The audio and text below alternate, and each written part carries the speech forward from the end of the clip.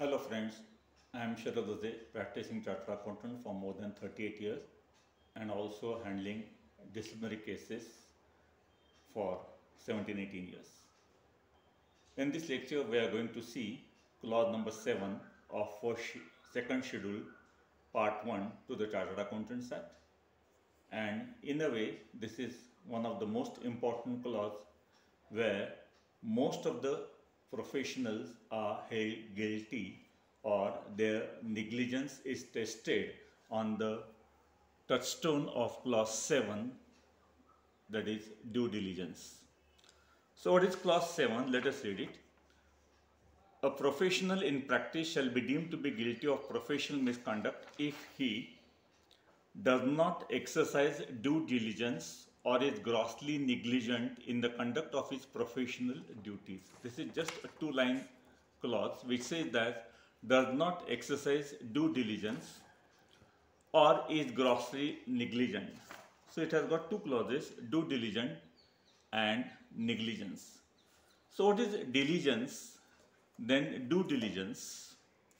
In the words of the Institute of Chartered Accountants of India, diligence means care, caution, attention and care required from a person in a given situation, and due diligence means a measure of prudence, activity or alertness as is proper to be expected from and is ordinarily exercised by a reasonable and prudent professional under the particular circumstances.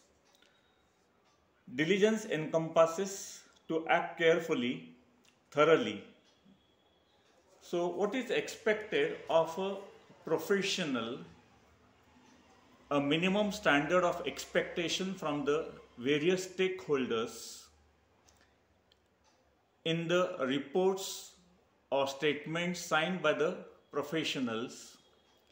That is the minimum expectation, and if a professional is not coming to that minimum level, then he is grossly negligent or he is not diligent.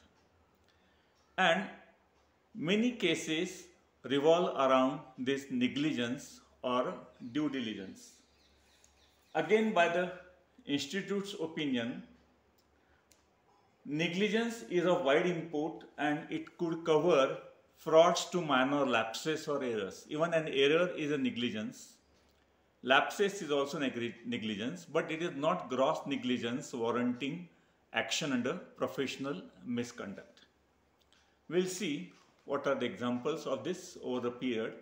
I have handled at least more than 25-30 cases on this clause 7 and 8 alone, because major thrust of complainants is on that the audit is not performed as is expected by the various stakeholders, or auditor was negligent, he was reckless, or he was abating the auditee concern in suppressing certain facts, suppressing certain statements which are material, and all these things are alleged against the professional, and many times it becomes really difficult to defend such cases in reality. I'll give some of the examples which in fact has taught me whether these persons are really professionals, have they really qualified it, or how far they can be reckless.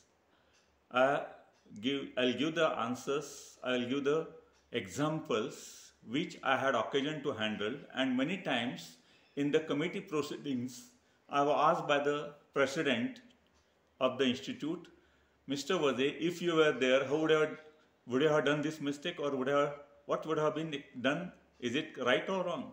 So many times it's become difficult to defend also. Such negligence, reckless cases has happened over the years, and people are doing it simply because presuming that chalta hai, or it will be very difficult for the institute to realize that, to notice that.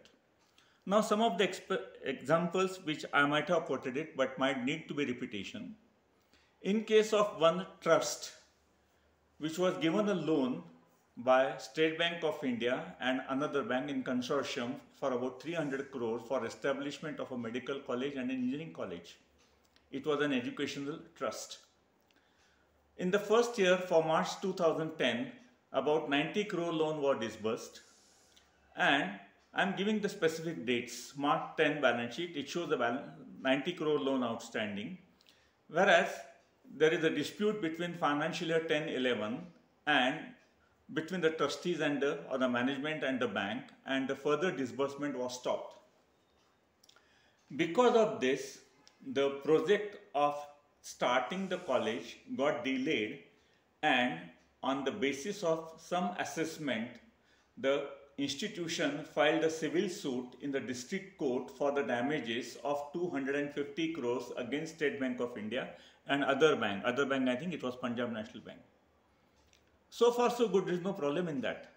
But for the year 31st March 2011 balance sheet, the liability, the loan disbursal of 90 crore got vanished, and the bank made a complaint with the institute that our loan of 90 crore is not appearing in the balance sheet as of 31st March 2011.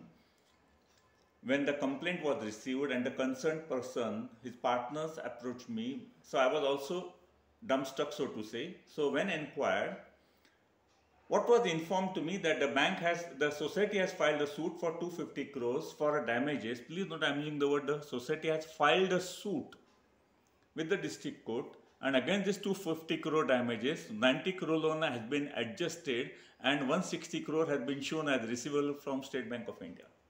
It was not that there was no decision available by the district court. If the decision would have been available, there would have been some ground to record such transaction. The bank might have gone to the High Court or wherever else possible. But the point is, just simply filing a suit, you are passing the accounting entry. That means there is a total disregard for accounting standard 9 as to the accrual of certainty. It was given by a note in the balance sheet or the notes to accounts, but the fact is that this 9 adjustment, by giving a note, the compliance or non-compliance of 9 doesn't become valid one.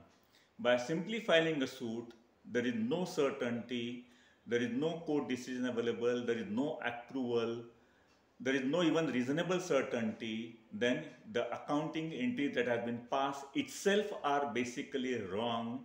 So the balance sheet prepared is also wrong. But one more aspect to be looked into is, as per section 35 of the Maharashtra Charitable Trusts Act 1948, preparation of the balance sheet is the requirement or the responsibility of the auditor and not of the trustees. So here, the concerned professional even cannot take a stand that the balance sheet was prepared by the management and I have given my qualified opinion, I have given the notes to the accounts. The preparation itself is being the responsibility of the professional. Naturally, this should have been omitted, this should not have been recorded at all, simply on the basis of AS9. Now, another example again which I come across where I felt very sorry as a professional, that one professional gave a reply to the institute that the 1 or 2 cases which I fought against the professional, this one is among that. The professional has informed the institute that he has applied sample testing for checking cells, number 1. Number 2, it is immaterial so long as the sales of 2009 are recorded in 2011 and 2010 sales are getting recorded in 2012. Suffice to say that sales are recorded, year is immaterial. And number 3, a particular sale was landed property was sold for 60 lakh rupees as against the stamp duty value is 120 lakhs. The accounting entry is passed for 120 lakhs. Let us see all this thing. See, the stamp duty value to be considered to determine profits under the business profession as per section 43CA of the Income Tax Act, it has nothing to do with accounts. The accounting entry has to be passed for 60 lakh rupees and not for 120 lakhs. Then what is going to happen, or what would have happened, 120 lakhs entry is passed, that means the profit is overstated by 60 lakh rupees, more income tax thereupon. And in the next year, the buyer of that particular landed property is obviously going to pay only 60 lakhs.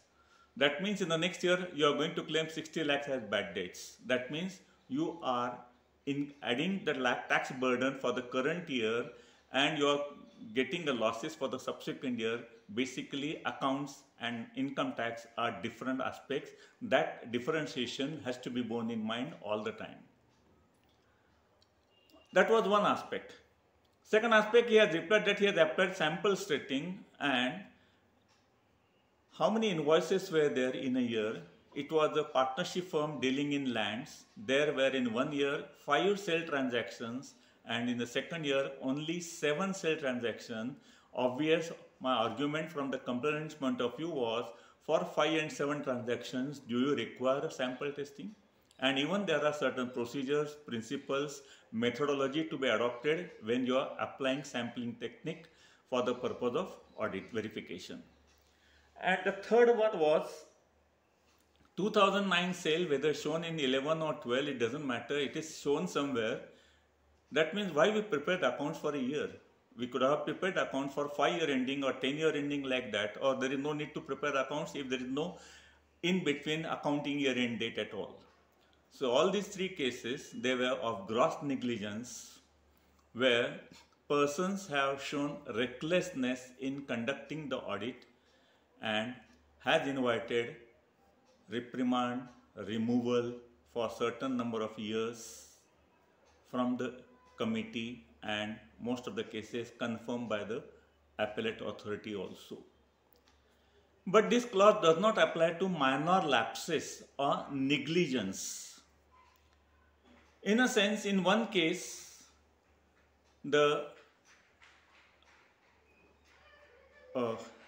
as per one standard, you are required to show yield or a certain return, earnings per share.